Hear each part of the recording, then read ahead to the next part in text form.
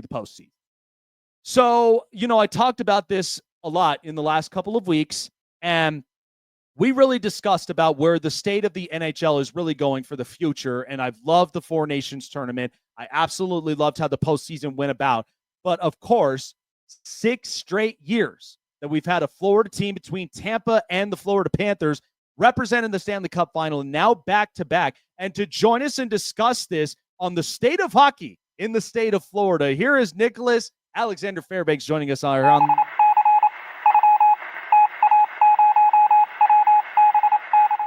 Listen, Nick, it's got to feel great in South Beach, doesn't it? And listen, like, I'm looking at the state of sports as a whole because everybody's all looking at when are the Dolphins really going to start winning playoff games? When are we ever going to see the Tampa Bay Rays really get back into the World Series again? And listen, I mean, they made it into 2, and I never question their pitching. Their pitching staff always seems to get better sometimes. We talk about this with the Marlins. I hadn't seen energy, in the building since 2003. But then I look at the state of hockey in Florida. Lightning end up winning back-to-back, and now the Florida Panthers win back-to-back.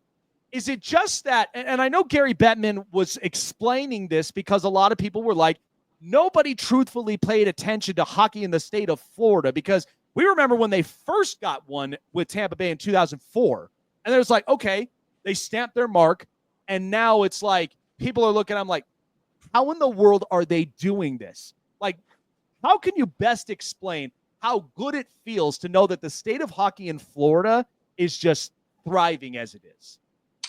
Well, first, thanks for having me on.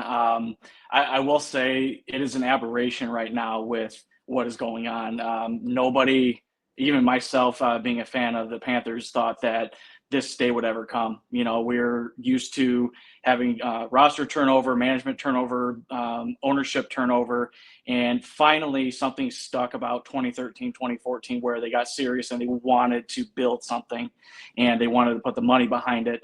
I do have to give the Lightning their props as well because they've been a top organization in the NHL for the past 20 years. They've shown that they can be the class of the NHL, and they have their 3 cups to prove it. They're the only other team in the last, decade to go to 3 Stanley Cup finals outside of the Florida Panthers. So there's definitely a culture and there's definitely an excitement down here that I've never seen before. Me being from Chicago, knowing how the Blackhawks did everything in the 2010s. It's a little bit different down here. It's something like it's new, but it feels vaguely familiar that it's been here for a very long time. It's interesting, Nick, and I go back to this because I go back to when the coaching hires happened because I felt like Florida and Vegas slam dunked on their hirings. The fact that you get Paul Maurice, who, when watching his identity in Winnipeg, it was just like totally pro offense. A guy that gets another one of his best goaltenders, aside from Connor Hellebuyck, now getting Sergei Bobrovsky. And then he just has a very good defensive unit, and they get physical. And, and then, of course, witnessing Bruce Cassidy hoist the trophy for the first time in Vegas's history in 6 years, it just tells you how good that a matching identity, like a match made in heaven for coaching, really matters for a lot of these, for a lot of this roster. So when first hiring Paul Maurice, I said, give this puppy enough time to where you get the impactful players. His identity is going to show because it's the same thing we saw up in Winnipeg, but he now has the guys that can get over the hump. And 2 Stanley Cups later, Paul Maurice is just like up and on cloud 9 at this point. So how could you describe this identity with Paul Maurice? And it just felt like everything just came into fruition so quickly. So I think the biggest thing you have to take from Paul Maurice is that he knows when to step aside. He knows when to let the bench take over. And his biggest thing that he always talks about in his interviews is, hey, I'm just back here to make line changes. The team is what drives the actual bench and what happens during the game. But, I think it took him a lot of years to really learn that and actually really practice it because he did come from Winnipeg. I mean, he was there for 8 long years. They had a lot of expectations up there, and unfortunately they just didn't, make it to where they wanted to. And, I have to give him props to actually stepping down, knowing like, hey, what I'm doing, my voice is not working. So I am going to step away from the game and I'm going to step away from this team because they need something different. Now, Come into Florida, you have a President's Trophy winning team. What are you going to do to make that team better? Obviously, they got knocked out in the first round by the Tampa Bay Lightning, or second round, Tampa Bay Lightning. That was a sweep.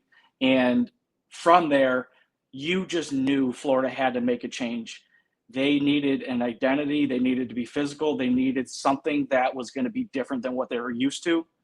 Bill Zito makes the trade for Matthew Tkachuk, and the rest is basically history. You have the dogs to go to war with, and now you have the leader that lets them lead the way. You know, it's funny. I go back to that Matthew Tkachuk trade, and I'm just like, you know, I mean, it had to have been hard, you know, moving on from Jonathan Huberdeau, who was 100-point, you know, career season, and then just to go and get another impactful offensive player who just is just he's a monster in the cage, just waiting to be let loose. And then all of a sudden, it's like Tkachuk just absolutely loves and thrives here up in South Beach. And so, you know, I think about this because, you know, I start to think about what goes through up in Alexander Barkov's head, because the fact is, you know, being a captain in this organization for as long as he has, it was going to take some time. I mean, you know, you start with the franchise that it was very fresh, gets at least their first appearance, but then it's like, okay, how do we build upon that? You know, I start thinking about like Aaron Ekblad and a couple others that, you know, came in the organization, was not quite hitting exactly the levels until they finally fixed up the roster that Zito put together. So when you think of Alexander Barkov and his leadership as a captain, I think a lot of that is just he's not there truthfully for the spotlight. He's not there to really try to, you know, take over control. I think when the opportunity presents itself, he will do the one of two things. He will either be able to lead by example, or he allows everyone else around him to really get the best of their abilities as well. Is that kind of true about him? Yeah, 100%. I mean, he's known as the silent leader in that team. I mean, he's very funny. If you ever get to a chance to speak with him or see any of his interviews, he's very snarky. And I think what happened between, you know, when Huberdeau was traded, because they were best buds. I mean, they were on the line with Jaromir Jagr, and that's really when they started really understanding how to play the game at a professional way. I think from there to the trade with Tkachuk, what had happened was all the pressure kind of was able to come off of him. You know, all the eyes were on him. He had to perform. He had to put up points. He was the icon here in South Florida for hockey. Now you have this other guy coming in who's got the attitude, he's got the physical play, and he has everything that you want in a hockey player. Now Alexander can just go off, lead the team how he feels confident in leading, and secondly, he can allow the team to be themselves. You know, he doesn't have to fake being somebody he's not. Matthew allows that room to be who they are, and on top of that, finally, Barkov can actually go out there and do what's best for him. He can play defense. He doesn't have to worry about scoring every time, because you know what? If you look at the last two cup finals and the couple playoff runs, the top scorers on each team have been limited to maybe 1 or 2 goals per series. And if you can't, you know, wrap your mind around that in hockey sense, I don't know what sport you're watching. Yeah, exactly. And listen, each and every one of those has a bigger meaning to it, especially when you get into the playoffs, because every one of those moments matter, because that's what really becomes the game changer. So let's talk about Brad Marchand while we're up and on this topic, because to me, like, look, I obviously things were just going kind of downhill with Boston. I don't know what really happened with their identity. I used to think of them as the traditional, physical, in your face, and find ways to score, because again, I love David Pastrnak, and I do like some of their offense players, but it felt like once, you know, Patrice Bergeron and Zdeno Chara, once they left the building, it was like, what is their chemistry really going to be like? So when they put the C on Marchand, I was like, okay, this is a little interesting, because considering that Brad Marchand likes to get in everybody's heads, and he's kind of a bit, you know, he's kind of a bit quirky in my opinion, where like I look at like what he does, and like, so when he goes to Florida, I'm putting this on record, Nick. I was a little afraid at first, because I was like, look, this is such a strong chemistry. Why would you bring somebody up and into here that I'm not even sure that chemistry is going to mesh? I was wrong. And then all of a sudden he contributed the best way to where it was like how he contributed in the 2011 Stanley Cup. Like, Yeah. What kind of turned things around there for Brad Marchand, and what really clicked for him once he got here? So I'll say two things about that. Number one, I think that his desire to stay in Boston really drove him to actually, give up some of the money he was asking for to actually want to stay as a Boston Bruin. However, I think management made their decision saying, hey, we don't want to pay you. So, you know what, we'll find the best opportunity for you. So I think getting traded not only to Florida, but a rival who's knocked you out the last 2 years in the playoffs and eliminated and basically embarrassed you after having the record of all records in the NHL for the NHL season. I think it more or less gave him a fire underneath him, understanding like, hey, I just got let go from the team that I was with for my whole career. I was the captain of, and they didn't even want to budge on things that I was asking for, even though I was budging for them. And then secondly, I think he was healthy.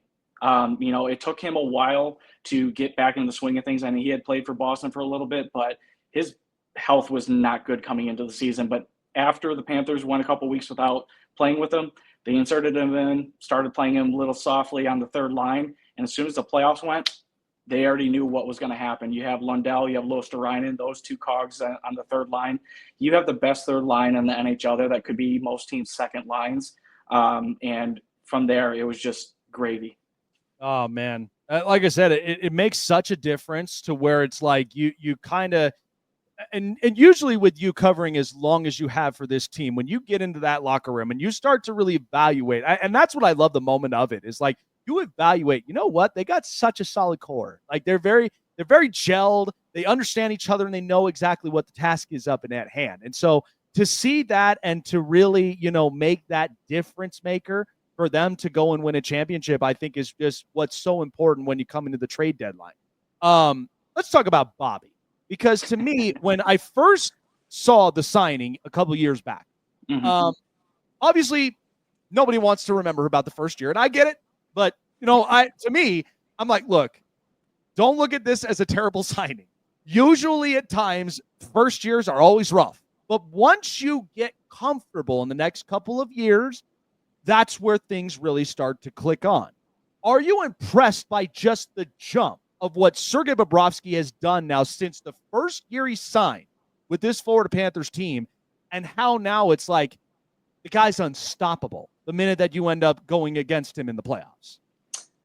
Most definitely. So, I mean, his first two and a half years down in Sunrise, it was a mind game for him, unfortunately. You could tell that his confidence wasn't there. He was really hard on himself because of the contract. He knew how much he was making, how much the team depended on him, and he was not showing up and giving it his all. So I honestly think, number one, with the coaching change with Paul Maurice, and then secondly, just with a new defensive structure that they brought out, it made him more confident in not only himself, but the team around him.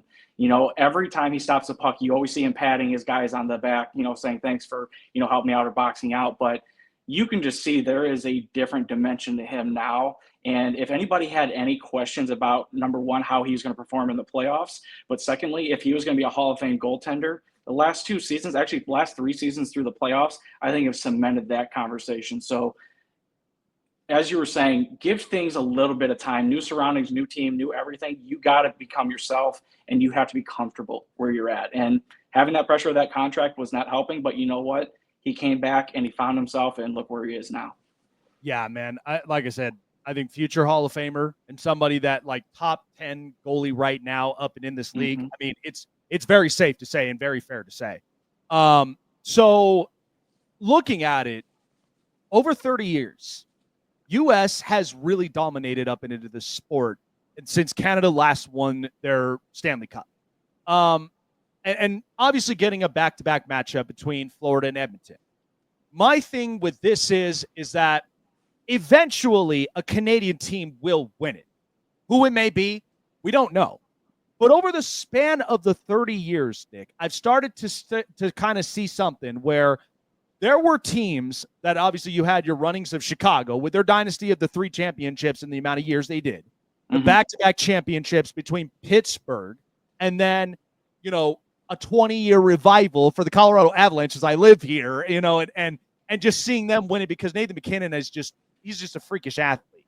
But the thing about it is talent from international places start to come up and into the U.S. soils because they're starting to see a chemistry-wise. The other thing is, too, because this is talked about a lot, Florida and Vegas's income taxes. There's no state taxes in Europe. So it's like, when does Canada really get a break? But I rebuttal of this. Canada, for me, is just like they have the talents, but you just have to build the chemistry, and the price has to obviously be right. But it's like, are they ever going to get up over this hump? Because it's like U.S. is just dominating this sport now for over 30 years. What do you make of that? Because it is something that is really kind of sparked my mind when I start thinking about it, and like, man, Canada, they got to get something figured out from here. So I don't think Canada has a problem in international play because they won the Four Nations. They win gold medals in the Olympics and everything. So I don't think that's the issue. I think it comes into when you have individual players that play for these teams that are all about themselves. You look at the Toronto Maple Leafs and the core four that they've had, and then one of them just left for Vegas. You know, we're going to see how that works out, but maybe the Leafs will be better and be able to go farther in the playoffs next year without having said player on that team. So I think what it's going to come down to is that you're going to have some guys that are going to take either some pay cuts or going to have to be there for the team. And you're going to have a coach or a management style there that's going to only, basically bring that all together. I think Canada expects to win every Stanley Cup, as they should. I mean, it's their national sport. But at the same time, there's more American teams than there are Canadians. So I guess the odds are going to be against them. But at the same time, if you're not willing to build or adapt or change, then you're going to be left in the dust, and you're going to be with the old boys club, with a lot of the general managers that have gone through there. And, as you said, I think there will be a Canadian team. We just don't know when, and we don't know who, because we don't know which team has that identity right now. Yeah, I mean, I can only imagine with the Toronto Maple Leafs, because it just seems like every year, it's almost like I'm hearing the same voice with Dallas Cowboys. Every year seems to be their year. But final question before letting you go is, to me, I thought this was a great year for hockey. It really was. I mean, the fact that the Four Nations tournament just blew everything up out of the water. I mean, it had the best ratings versus the NBA All-Star game. And to me, it was like initially, like the moment that really sparked me was, of course, the initial fight between Canada and U.S. It's like, that's a classic. You got to love that. And so now, the next year we have obviously our Olympic teams. So now you're going to have all of these representative players in the NHL going and playing for their respective countries. So to me, I feel like the state of hockey is just thriving. And new CBA, you've already signed a new television deal with Canada. And then at the same time, we're getting talks of expansion. So I feel like in the next 5 years, Nick, I mean, I don't try to belittle NBA. I don't try to do any of that. But my thing is like, NBA has to cut their games down, and at the same time find some consistency with the time slots, because it's like, we know the initial months, right? Like by the winter time, it's all NFL. And then by the time you get into the initial start, people are going to watch, the NHL here and there. But I love the Four Nations that everybody started tuning in. So I think in the next 5 years, and correct me up on this, but this is their moment, just like I look at the WNBA, where you're getting new money, you're getting new viewerships, maybe potentially some new sponsorships, and some new teams up and along the way. I mean, a relocated team now in Utah with the Mammoth, and maybe some new teams up and along the horizon. Maybe some revival teams. I mean, are we talking Atlanta? Are we talking maybe the correction and fixing in Arizona? Maybe there might even be some new ones in places we never even thought about, right? Yeah, and I like to equate this kind of like what's been going down in Florida. They're showing that hockey does work in the Sun Belt and everything. I mean, the top teams this year were basically all below, Tennessee and everything. So in the last 3-4 winners, you have Vegas, Florida, and Colorado, and Tampa, I'll add in there, are all just, they're way south. You wouldn't think that there would be any kind of interest in hockey or any kind of money in it. And here you are.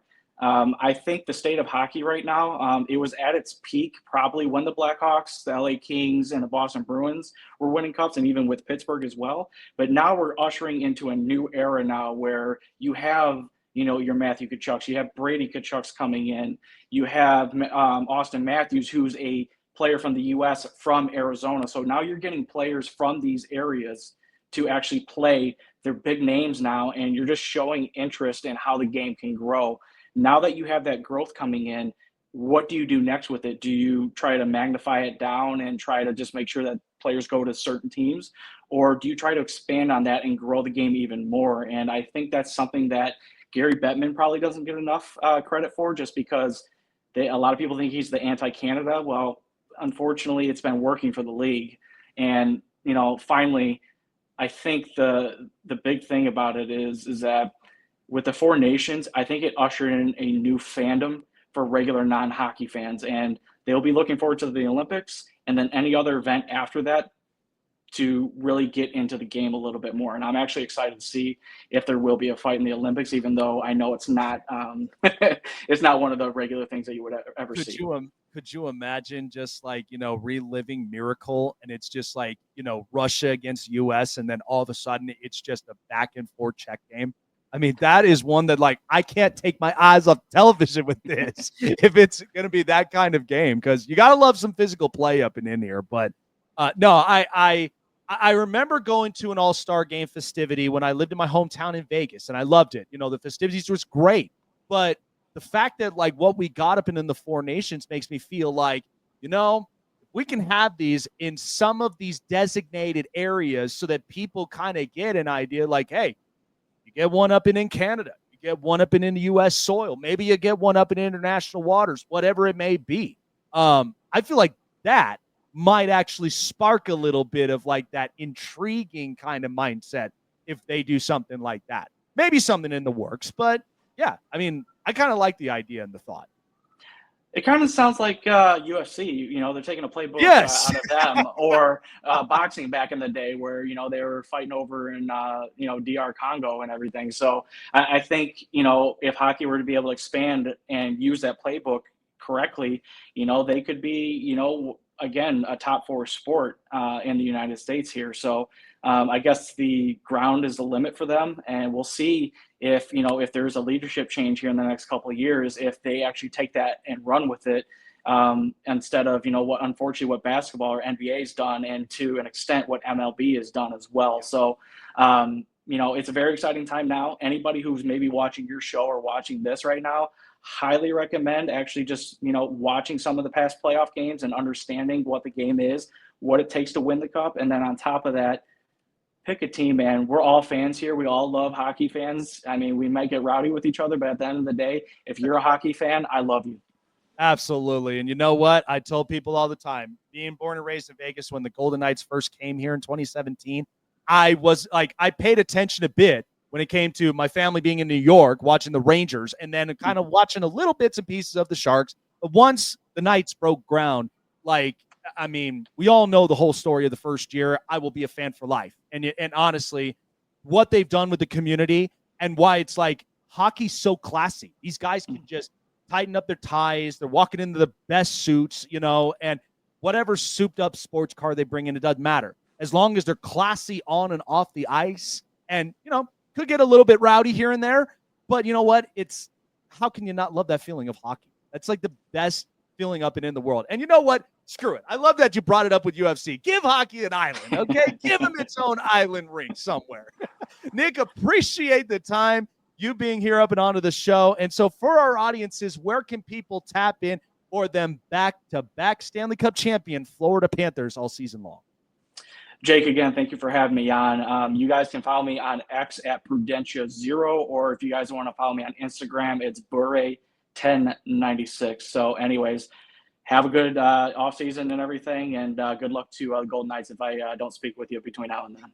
Absolutely, man. Appreciate you for coming on by. Enjoy the rest of the week and the weekend, man, and we'll see you come next season when the puck drops for a brand new season of hockey. Take care, my friend.